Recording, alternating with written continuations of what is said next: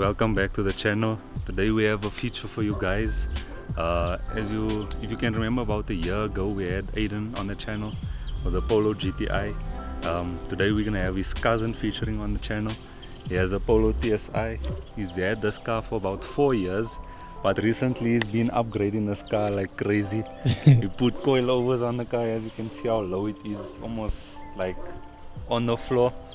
You can ask him. I think he wanted to put, he said he's gonna put coilies before bags, so you're gonna do bags maybe in the future, just like 080.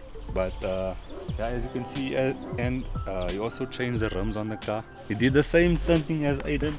As you can see, they're obviously representing when they're driving together, you know. Representing their own group there. And then also Jordan told me that he did an exhaust modification on his car. UP Performance. UP Performance, they did the exhaust modifications on the car. And then yeah, you see he has some stretch tires here on the mags, which is a bit dangerous in our roads, you know, for the potholes and everything. So yeah, and then he has a 12-inch subs at the back for his sound. So yeah, it's nice and crispy. Yeah, nice and crispy, bro. So yeah, man. Today it's just me, and then I don't know why it's cool behind the camera.